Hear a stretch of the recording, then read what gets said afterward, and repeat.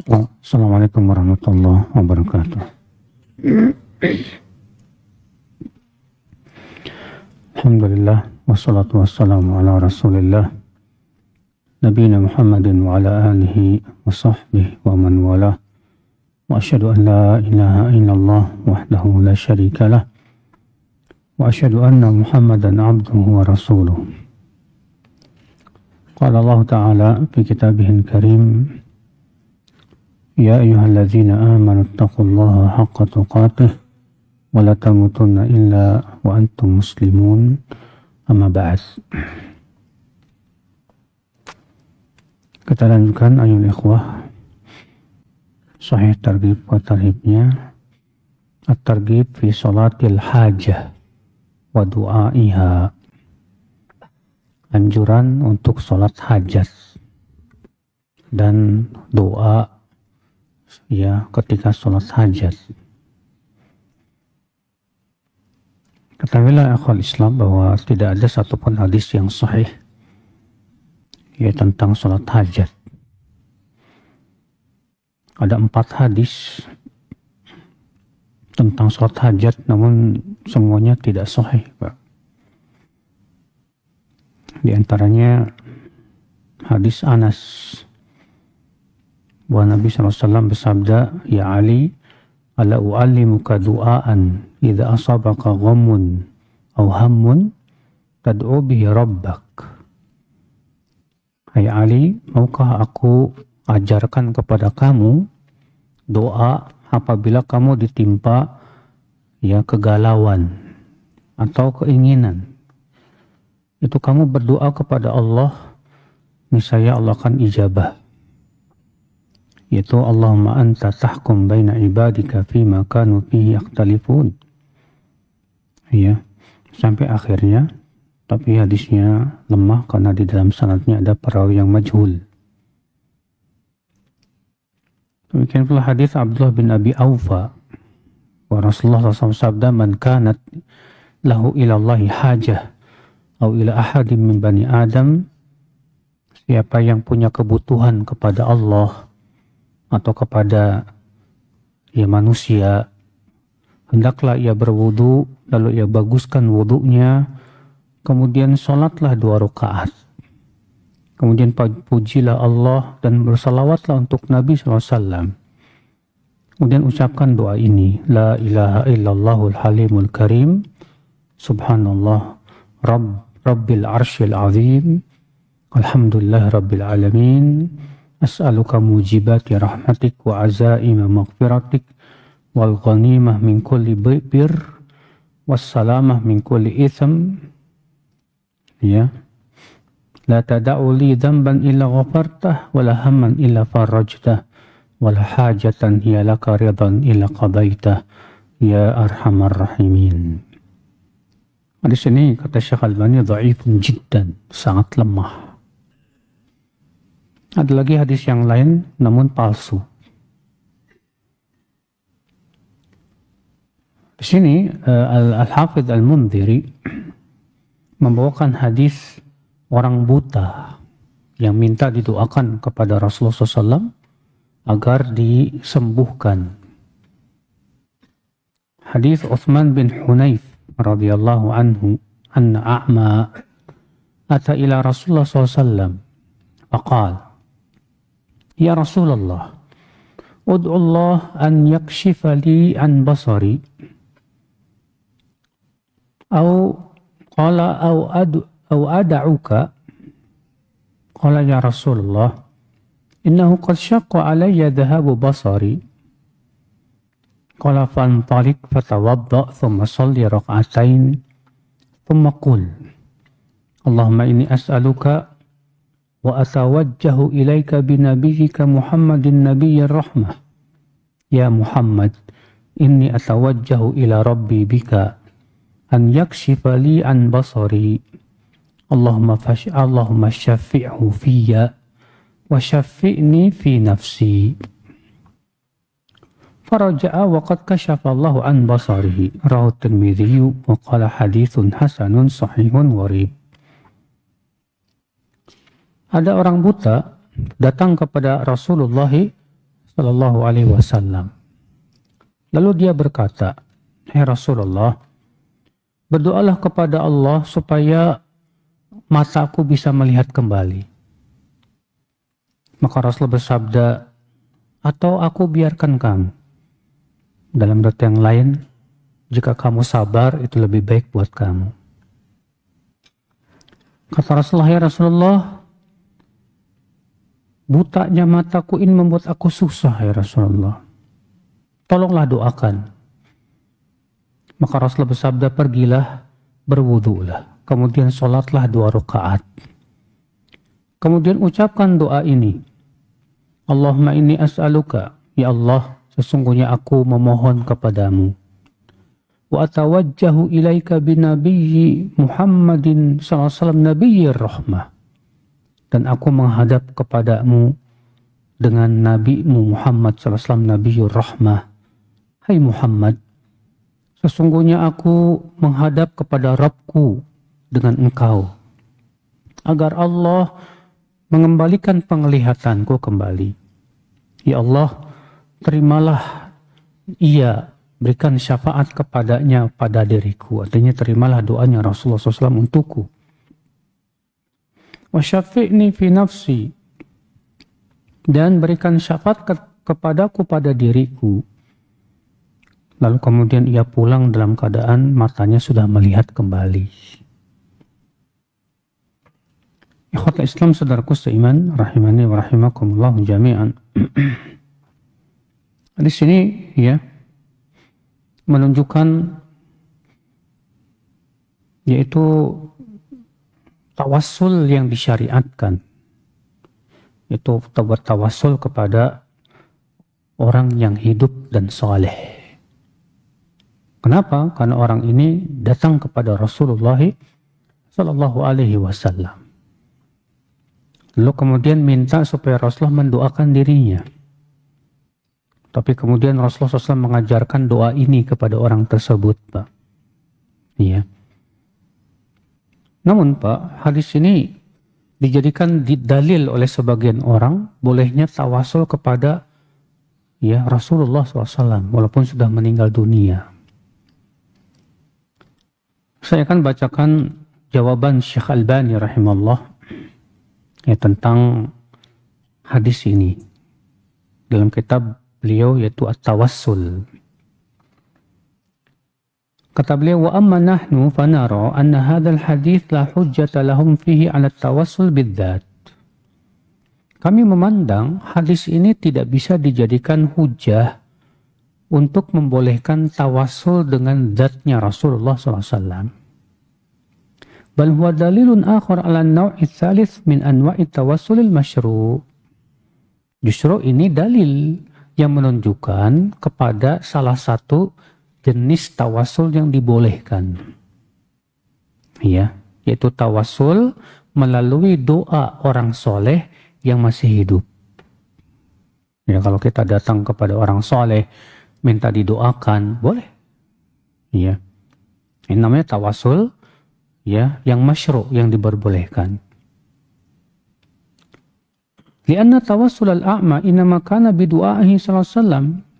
Karena orang buta ini datang kepada Rasulullah SAW, bertawassul kepada Rasulullah SAW yang masih hidup, ya agar didoakan. Lianna ya wal adilla ala ma naqulu min hadits nafsihi katsirah. Dan kalau kita perhatikan hadis ini tampak menunjukkan kepada hal itu dari beberapa sisi, kata beliau. Yang pertama, Anal a'ma innama ja'a ila Nabi sallallahu alaihi wasallam liyad'a lahu. Bahwa orang buta ini datang kepada Nabi sallallahu alaihi wasallam agar Nabi mendoakannya. Wadzalika qauluhu, di mana orang buta ini berkata, "Ud'ullah." Ya. Wahai Rasulullah, tolonglah berdoa kepada Allah an yu'afiyani, supaya Allah menyembuhkan mataku ini. Bahwa tawassulun ilallah bidu'ai, berarti itu menunjukkan orang buta ini sedang bertawassul kepada Allah melalui doa Rasulullah sallallahu alaihi wasallam. Li'annahu ya'lam anna du'aahu sallallahu alaihi wasallam arja lil qabul indallah. Karena dia tahu bahwa doa Rasulullah SAW itu Pak, ya, lebih diterima oleh Allah dibandingkan yang lain. Ya. Ikhwata Islam saudaraku seiman.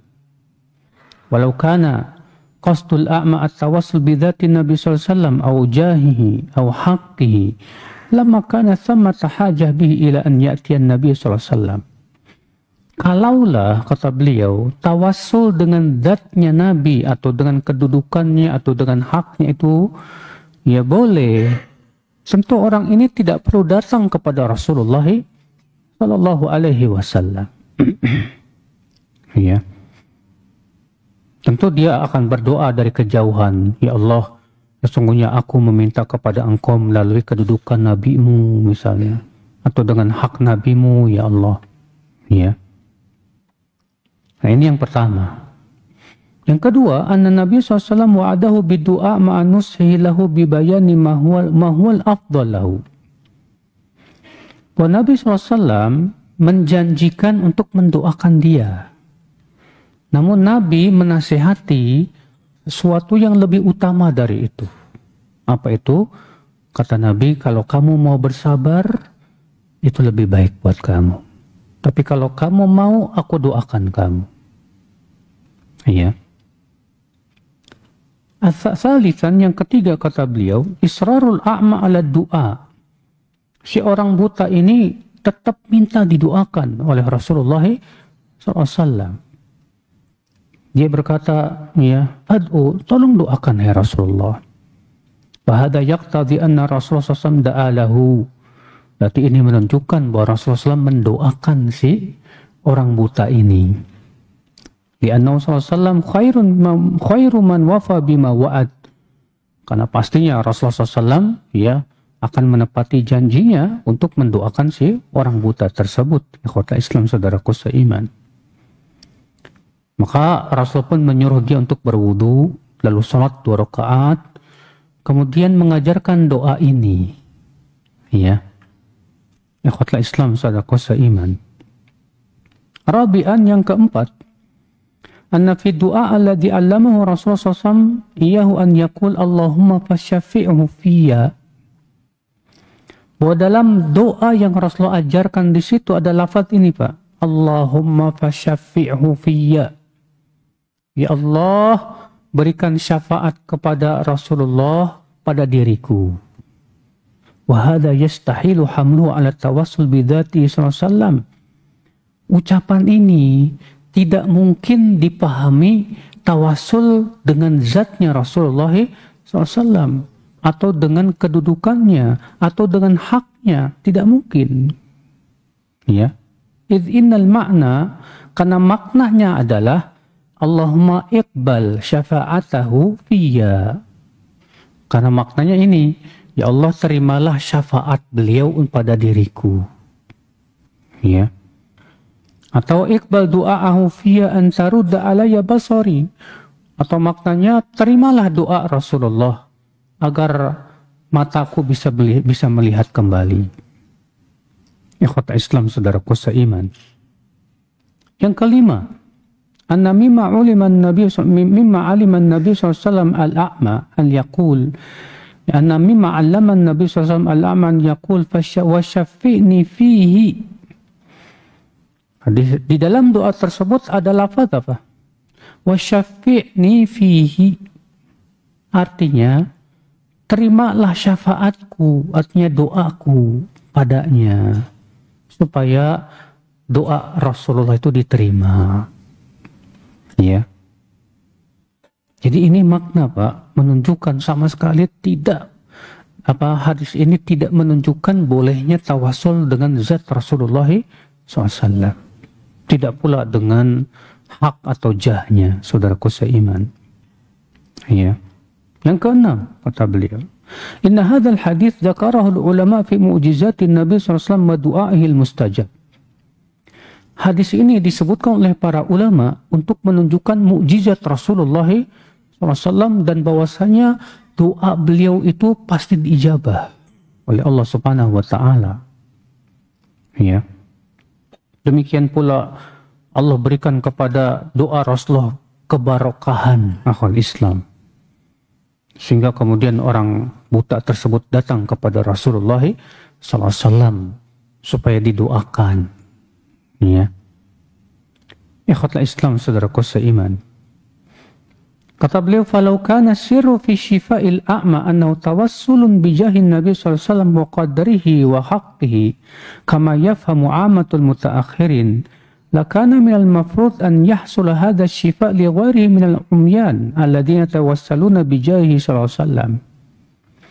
Kalaulah rahasia dari kesembuhan orang buta ini adalah tawasul dengan kedudukan Rasulullah SAW, tawasul dengan haknya Rasulullah SAW, seperti yang dipahami oleh banyak ulama-ulama terakhir ya. Tentu Pak, setiap orang yang berdoa dengan doa ini, ya tawasul dengan tawasul kepada Rasulullah SAW itu, nasibnya akan sama dengan orang buta ini, sembuh. Ternyata tidak semua kan? Iya. Berarti itu menunjukkan, kata beliau, bahwa ini khusus ketika Rasulullah masih hidup. Datang kepada Rasulullah SAW agar Rasulullah mendoakan dia, saudaraku seiman.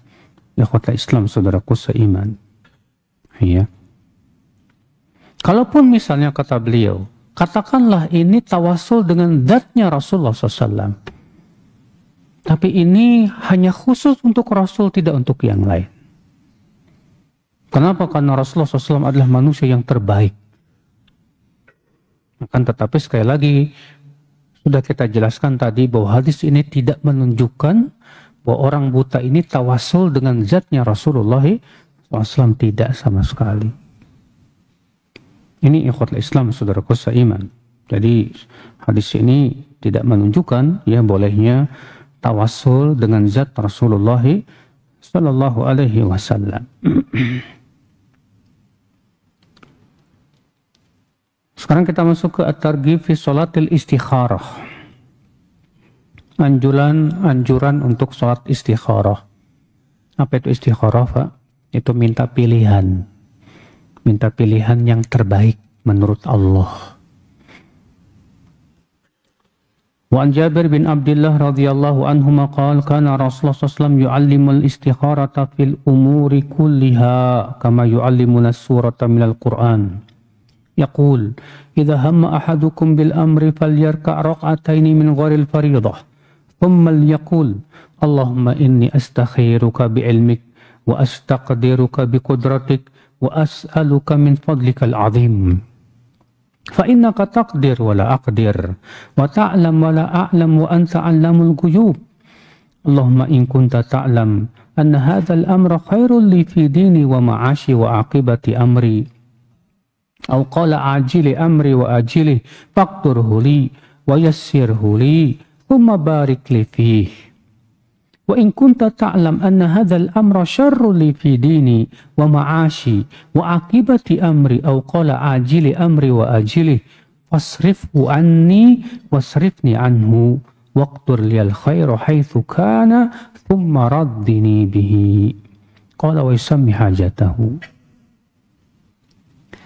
Jabir bin Abdullah berkata, Rasulullah SAW mengajarkan kepada kami istikharah, itu minta pilihan, dalam semua perkara.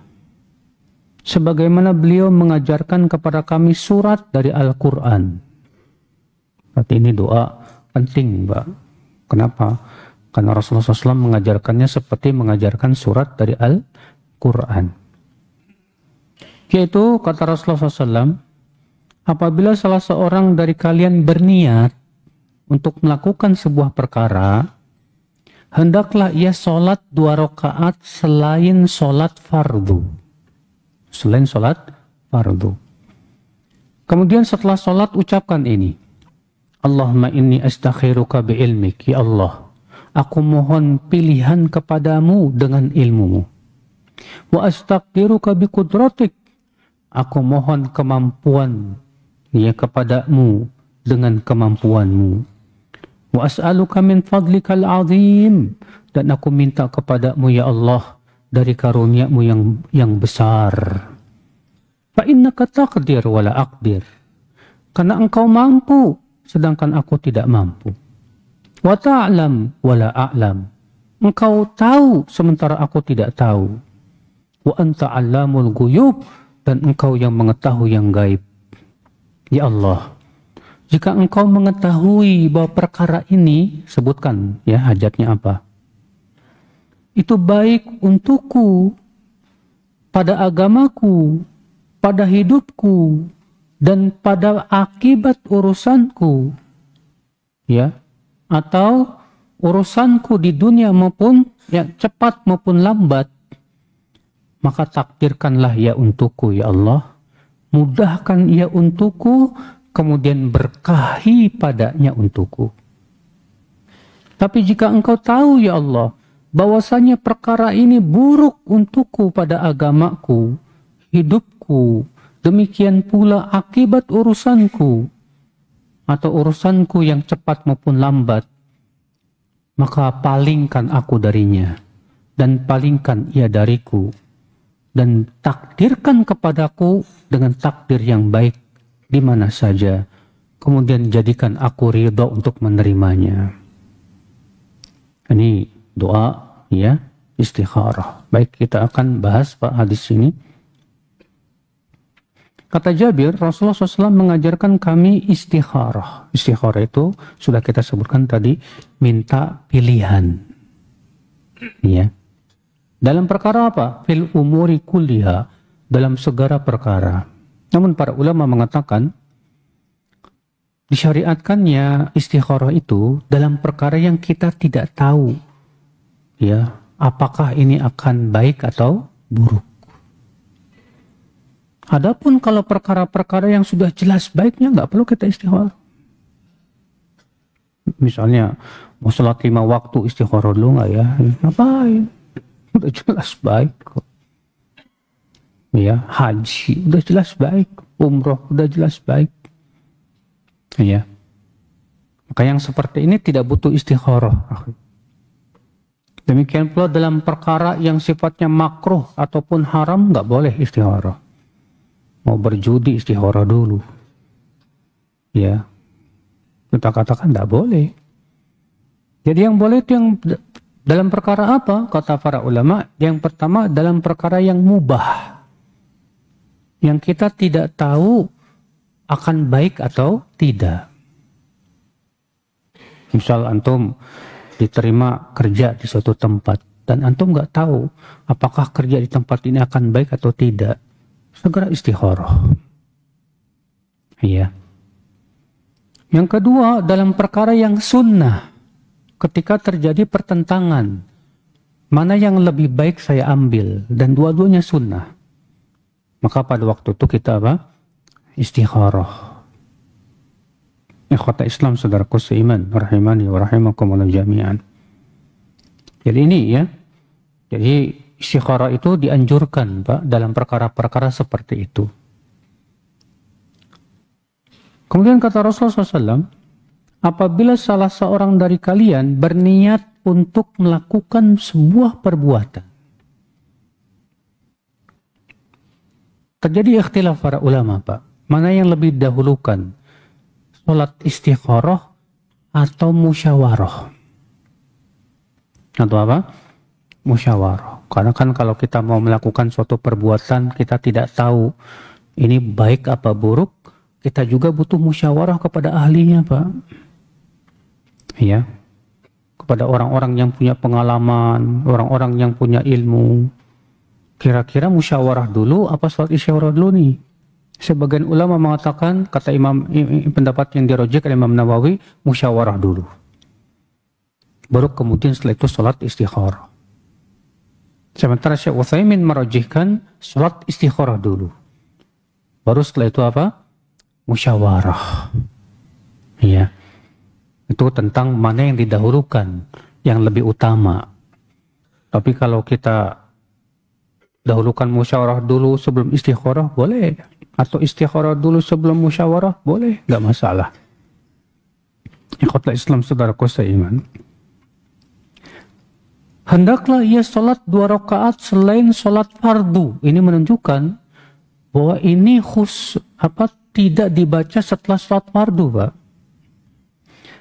Kenapa? Karena Nabi mengatakan hendaklah ia sholat 2 rakaat selain sholat fardu. Sekarang antum misalnya sholat Isya, antum meniatkan sekaligus sholat istikharah, nggak bisa. Sholat Isya, sholat fardu misalnya, Pak. Iya. Akan tetapi sholat istikharah itu, Pak, hanya ada pada sholat sunnah. Syekh Masyhur mengatakan, berarti itu menunjukkan sholat istikharah bisa digabungkan dengan sholat sunnah yang lain.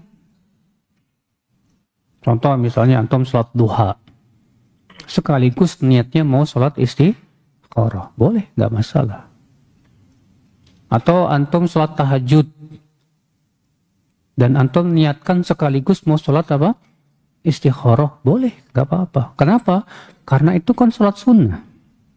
Sedangkan Nabi mengatakan, hendaklah ia sholat 2 rakaat selain sholat fardu. Iya. Kemudian ucapkan doa ini. Jadi dibacanya kapan, Pak? Setelah selesai sholat 2 rakaat. Setelah selesai, baru kita berdoa. Allahumma inni astakhiruka bi'ilmik. Ya Allah, aku minta pilihan kepadamu dengan ilmu. Ini menunjukkan, Pak, ya, kesempurnaan iman seorang hamba, yaitu menyerahkan pilihan kepada Allah, bukan menyerahkan pilihan kepada diri kita, Pak. Karena yang kita pilih belum tentu di sisi Allah baik. Yang kita pilih belum tentu di sisi Allah baik. Ya. Yang kita pilih itu, Pak, seringkali dicampuri oleh syahwat terkadang, Pak. Apalagi kalau sudah pikiran kita sudah ditutup oleh syahwat, Pak. Sulit terkadang kita untuk melihat sesuatu itu baik atau tidaknya, Pak. Antum seorang pemuda kalau lagi jatuh cintrong sama akhwat, ya, Pak, udah, dia akan menganggap dia kayaknya terbaik buatku sudah. Kenapa? Karena matanya sudah tertutup oleh syahwat. Ya. Kalaupun sholat istikharah maksa juga. Ya Allah, kalau dia tidak baik untukku, jadikan baik buatku. Kenapa? Karena tertutup matanya itu. Ikhwata Islam, saudaraku seiman. Maka seorang hamba yang benar, Pak, itu serahkan pilihan kepada Allah. Setelah kita musyawarah dengan para ahli ilmu, dengan orang-orang yang punya ini, segera kita istikharah. Minta pilihan. Jika memang itu baik, ya, menurut engkau, ya Allah. Ikhwata Islam, saudaraku seiman. Wa astaqdiruka biqudratik. Dan aku minta kemampuan kepadamu. Ya, karena manusia pada asalnya lemah, gak punya kemampuan apa-apa kalau bukan karena Allah yang memberikan kepada kita kekuatan. Islam, saudaraku seiman. Dan terkadang, Pak, yang Allah pilihkan kepada kita terkadang sesuatu yang kita tidak suka. Ya. Dan ternyata di belakangan hari kita merasakan manfaatnya. Terkadang seperti itu, saudaraku seiman. Wa as'aluka min fadlikal azim. Dan aku memohon kepadamu, ya Allah, dari karunia-Mu yang agung, ya Allah. Ya. Fa innaka taqdir wa la aqdir. Karena engkau mampu, aku tidak mampu, ya Allah. Wa ta'lam wa la a'lam. Engkau yang tahu, sementara aku tidak punya ilmunya, tidak tahu. Masya Allah. Ini ucapan ini, Pak, kalau kita pahami dengan baik, Pak, kita akan menjadi hamba yang selalu ridho dengan ketentuan Allah, Pak. Karena kita yakin Allah tahu, sementara kita tidak tahu. Cuman kita terkadang suka sok tahu. Ya. Saudaraku seiman, Wa anta 'allamul ghuyub, dan engkaulah yang mengetahui perkara yang gaib. Ya Allah, jika engkau tahu bahwa urusan ini ya Allah yang aku hendak lakukan ini, sebutkan apa itu? Baik untuk agamaku. Lihat Pak, kebaikan yang terbaik itu untuk agama kita. Maka Rasulullah menyebutkan yang pertama dulu, kebaikan untuk apa? Agama Pak. Untuk agamaku, wa ma'ashi, dan ini baik untuk hidupku di dunia. Kalau baik untuk dunia kita tapi untuk rusak untuk agama kita, jangan, musibah. Wa akibati amri, dan baik untuk akibat urusanku nanti, baik cepat maupun lambat ya Allah. Maka takdirkanlah untukku ya Allah, mudahkan ia untukku ya Allah, dan berkahi padanya. Dan ini menunjukkan Pak, tanda doa kita diijabah itu dimudahkan urusannya Pak. Jadi kalau kita dimudahkan urusannya, itu tanda Allah memang pilihkan untuk kita. Jadi kalau misalnya antum ya berniat untuk melakukan sebuah perbuatan misalnya, ya mau ngelamar akhwat, lalu antum istikharah, ya Allah kalau wanita ini memang baik untukku ya Allah, untuk agamaku, untuk hidupku dan yang lainnya, ya ternyata apa yang terjadi? Allah mudahkan segala-galanya, urusan antum dan yang lain-lainnya. Itu pertanda ini baik buat kamu. Iya. Jadi bukan nunggu mimpi, bukan. Karena banyak di antara kita itu kalau doa istikharah nungguin jawabannya lewat mimpi, Pak. Saya dulu waktu lulus SMA, saya daftar ke Madinah. Alhamdulillah tahun depannya dapat khitab, diterima. Dan waktu itu saya karena tidak tahu ya saya istikharah, ya Allah baik apa enggak ini. Malamnya ada orang datang, keribo datang, jangan pergi. Waduh, itu 3 malam berturut-turut tuh. Sampai akhirnya saya ragu, berangkat enggak ya. Ya, setiap itu saya sholat istikharah. Sampai mau 2 minggu lagi mau berangkat, saya belum urus apa-apa. Ya, tiba-tiba bapak saya negur, kamu udah urus belum urusannya? Belum. Kok udah 2 minggu lagi nih, suka pergi. Akhirnya saya urus semuanya, subhanallah dimudahkan semuanya Pak. Paspornya langsung jadi, visanya langsung keluar, langsung. Nah ini tanda jawabannya di situ ternyata. Dimudahkan segala-galanya. Iya. Ikhwata Islam saudaraku seiman. Wa in kunta ta'lam, jika engkau tahu ya Allah bahwa urusan ini buruk untuk agamaku, hidupku dan akibat urusanku nanti baik yang cepat maupun lambat, maka palingkan ia dariku ya Allah, dan palingkan aku darinya. Artinya Pak, tanda itu tidak baik, Allah palingkan hati kita dari dia. Ya. Kalau kita sudah berusaha, misalnya antum mau melamar akhwat, ya Allah baik apa enggak, tahu ternyata urusan antum dipersulit, si akhwat pun dijadikan berpaling dari antum, enggak mau, ya udah mundur aja Pak. Itu pertanda memang enggak baik. Ya. Saudaraku seiman rahimani wa rahimakumullah jami'an. Waqturjal khairu haitsu kan, dan tolong ya Allah takdirkan untukku kebaikan di mana saja. Tsumma raddini bih, kemudian jadikan aku ridha untuk menerima ketentuanmu itu ya Allah.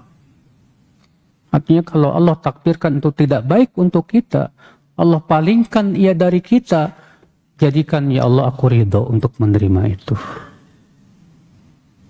Itu menunjukkan Pak, seorang hamba untuk berusaha ridho ya, dalam perkara-perkara takdir yang kita tidak sukai. Ikhwatul Islam, saudaraku seiman, rahimani wa rahimakumullah jami'an. Dan ini Masya Allah ya, doa yang agung, Pak. Ya, sudah sepantasnya kita untuk hafalkan.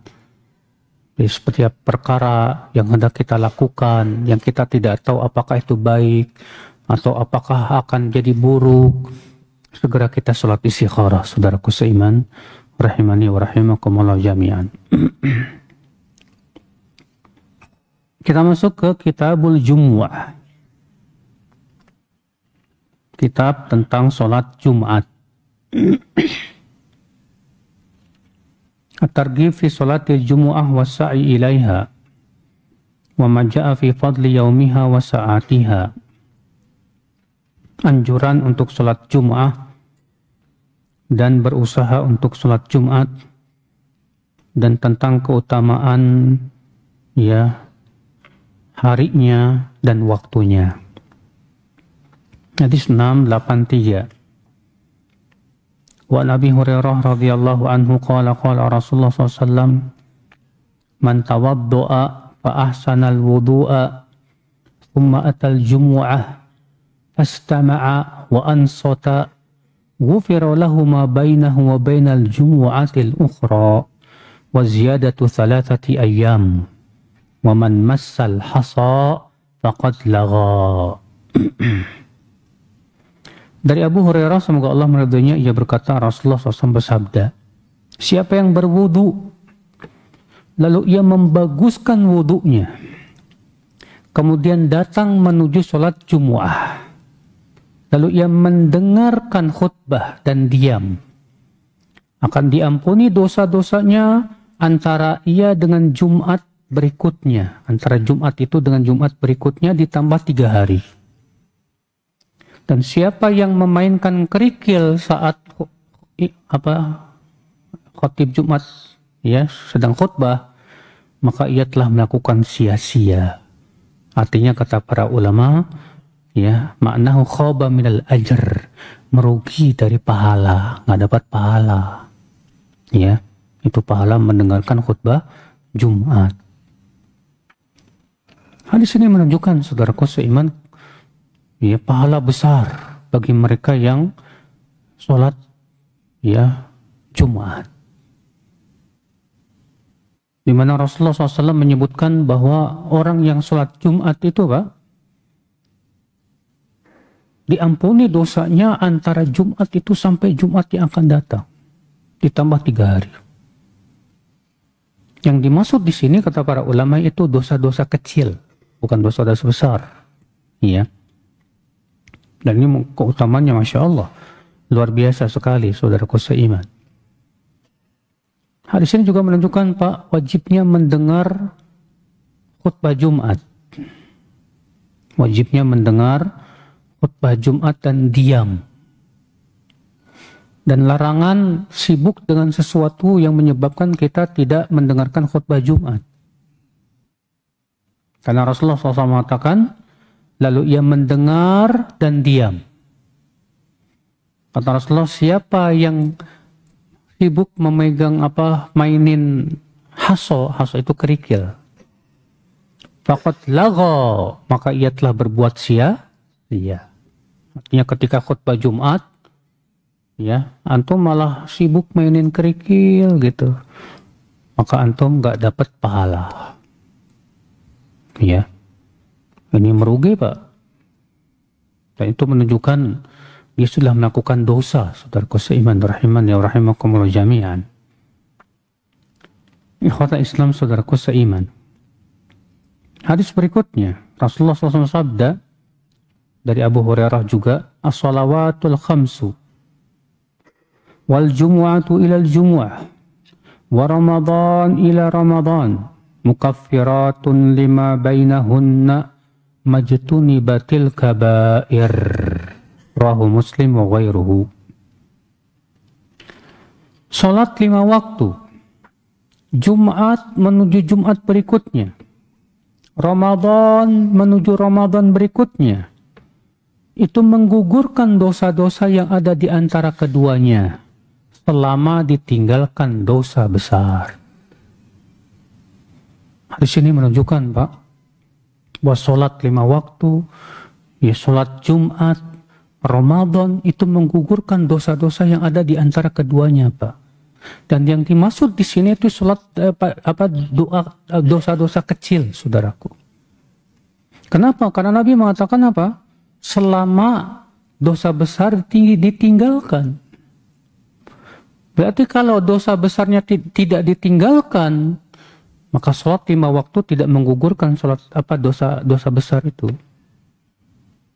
Dan ini ya akhi, rahmat Allah kepada umat Islam. Di mana Allah tahu bahwa yang namanya manusia itu tidak lepas dari dosa, Pak. Maka Allah syariatkan sholat, syariatkan Jumatan, syariatkan Ramadan. Di antara tujuannya untuk mensucikan kita, Pak. Menggugurkan dosa-dosa kita. Dan ya, bersihnya seorang hamba dari dosa itu nikmat yang besar, akhi. Karena syarat untuk masuk surga itu harus bersih dari dosa. Kalau kita meninggal dalam keadaan bawa dosa, dibersihin dulu di neraka. Na'udzubillah min dzalik. Ya, jangan sampai kita dibersihkannya di neraka, apa? Kita pengennya bersihnya di dunia. Nah, caranya membersihkan diri kita, ya tadi, sholat 5 waktu, alhamdulillah. Ya, saya menulis buku yang berjudul Amalan-amalan Penggugur Dosa. Saya dapat ada 35 amalan yang Rasulullah sebutkan itu semua menggugurkan dosa. Sudah ada. Nah, fadhal. Allahu Akbar,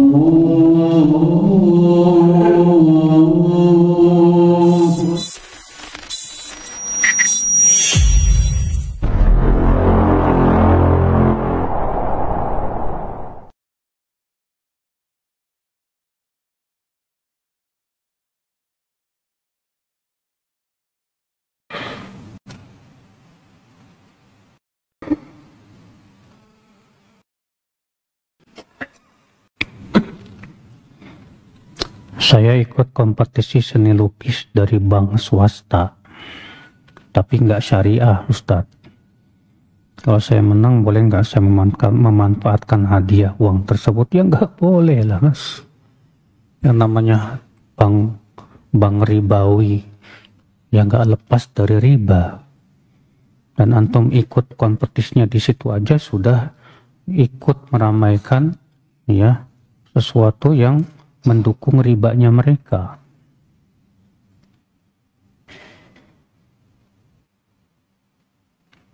Anak soleh seperti apa yang dapat mengantar orang tuanya ke surga? Yaitu anak soleh yang selalu mendoakan orang tuanya. Orang anak soleh yang berusaha beramal soleh dan ia hadiahkan untuk orang tuanya. Ya. Dalam Islam apa itu fitnah? Akhi, fitnah dalam bahasa Arab itu maknanya banyak. Dalam Al-Quran, fitnah terkadang mempunyai makna adab. Allah berfirman, "Dzuqu fitnatakum." Rasakan fitnah kalian, ini adab, siksaan. Tapi fitnah yang sering disebutkan dalam hadis-hadis Rasulullah SAW itu adalah penyimpangan-penyimpangan dari agama, berupa munculnya kemaksiatan, ya, munculnya perpecahan, peperangan sesama kaum muslimin. Itu semua fitnah. Demikian pula fitnah syahwat, fitnah syubhat, ya. Dan para ulama membagi fitnah menjadi 2 macam. Fitnah khusus itu yang menimpa seseorang. Itu fitnah yang ada pada istrinya, anaknya, dan hartanya. Yang kedua fitnah umum. Itu yang menimpa seluruh kaum muslimin dan manusia. Ya, yaitu yang Rasulullah kabarkan dalam hadis-hadis yang sahih. Bahwa umat Islam nanti akan terkena fitnah yang bergelombang seperti gelombang lautan silih berganti, Pak. Ya. Rasulullah mengabarkan akan munculnya berbagai macam perpecahan, munculnya berbagai macam pemikiran yang menyesatkan. Itu semua fitnah ya akhwal Islam. Nah, yang seperti ini yang dikhawatirkan oleh seorang muslim. Itu fitnah yang bisa merusak agama, Pak. Ya.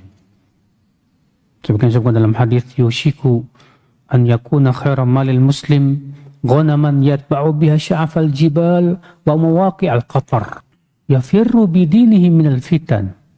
Hampir-hampir sebaik-baik harta seorang muslim, kata Rasulullah, kambing yang ia pelihara di puncak gunung atau di lembah.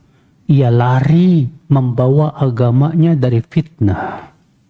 Artinya fitnah yang bisa merusak agama. Apakah sholat istikharah itu cukup sekali atau boleh berkali-kali? Boleh berkali-kali. Ya, tapi kalau sekali saja sudah cukup sebetulnya, Pak. Apakah sholat istikharah berkali-kali itu bisa menjadikan kita kurang yakin dengan keputusan Allah? Sudah kita sebutkan tadi, bahwa jawaban dari istikharah kita itu adalah dimudahkan. Makanya setelah kita sholat istikharah yang kita lakukan apa, Pak? Hah? Lanjutkan yang kita inginkan. Ya, lanjutkan. Nah, ketika kita lakukan, kita lihat dimudahkan atau tidak. Jadi bukan nunggu mimpi, bukan. Ya.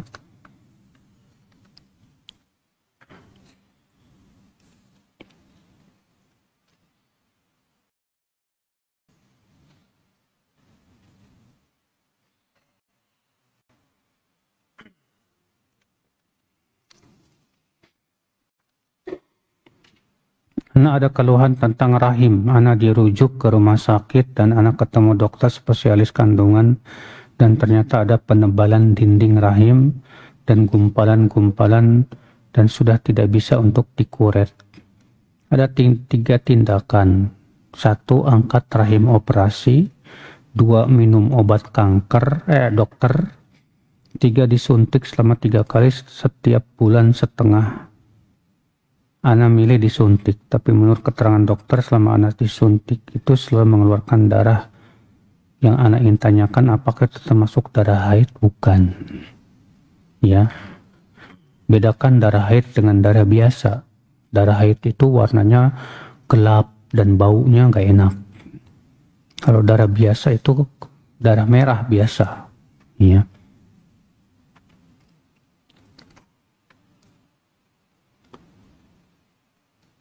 Bagaimana dalam sholat Jumat kita menggeser kotak amal yang diedarkan oleh masjid? Pak, kalau sedang khutbah Jumat jangan geser-geser, Pak. Kalau sudah sedang khutbah Jumat, itu kotak Jumat simpan aja. Kenapa? Karena kita diwajibkan untuk mendengarkan apa? Khutbah. Gara-gara kotak Jumat kita jadi apa? Gak dengerin, sibuk geser-geser. Makanya DKM-nya harus paham itu, Pak. Ya. Apa maksudnya tidak sahih hadisnya tentang sholat hajat, Ustaz? Artinya tidak bisa diamalkan hadisnya. Ya. Yang sahih itu sholat istikharah.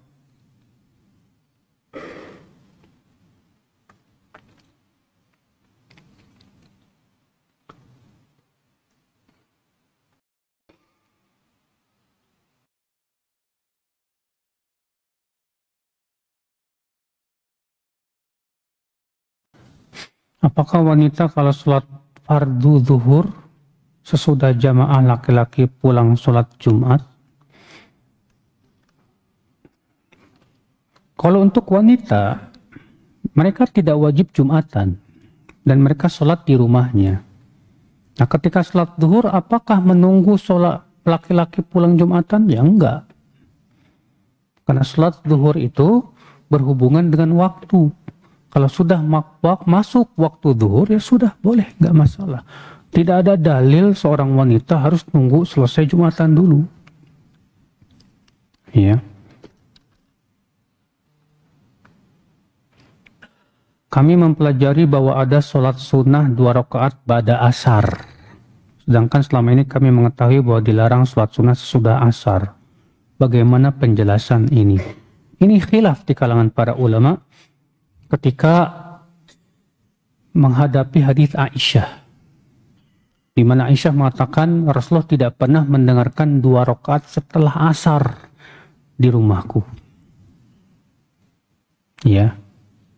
Apakah itu menunjukkan disyariatkan yang sholat 2 rakaat setelah asar?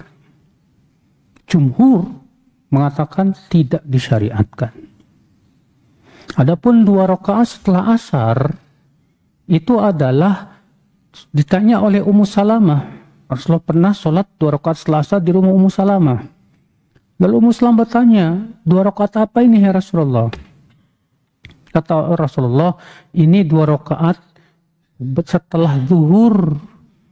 Tadi aku tidak sempat karena banyak tamu. Ya. Lalu bagaimana dengan hadits Aisyah tadi? Rasulullah tidak pernah meninggalkan 2 rakaat setelah asar di rumahku. Tidak pernah meninggalkan. Dijawab oleh jumhur. Pertama, kebiasaan Rasulullah SAW itu, sebagaimana kata Aisyah, idza amila amalan athbatahu. Kebiasaan Rasul itu kalau sudah melakukan suatu perbuatan, beliau akan langgengkan. Udah keburu komat ini Pak. Iya. Gimana? Lanjutan atau enggak? Sedikit ya. Ini yang pertama. Ya Rasulullah SAW itu kalau sudah melakukan perbuatan, beliau langgengkan biasanya. Yang kedua, Aisyah pernah ditanya sepeninggal Rasulullah SAW oleh seorang tabi'in tentang 2 rakaat setelah asar. Apa kata Aisyah? Pergilah kepada Ummu Salamah, tanya dia. Ternyata Aisyah menyuruh supaya orang ini datang kepada siapa? Ummu Salamah untuk bertanya tentang sebabnya. Maka dari itulah Pak, saya pribadi lebih condong kepada pendapat jumhur dalam hal ini. Bahwa 2 rakaat setelah asar itu ya tidak disyariatkan. Dan yang Rasulullah lakukan itu karena mengqadha. Dan Rasulullah SAW rutinkan itu bukan karena bukan karena disunahkan setelah asar. Tapi kebiasaan Rasulullah kalau sudah melakukan perbuatan, beliau akan langgengkan. Tidak untuk umatnya. Ya. Makanya Umar bin Khattab dan banyak para sahabat malah mengingkari orang yang sholat setelah asar. Demikian wabillahi taufiq. Nah.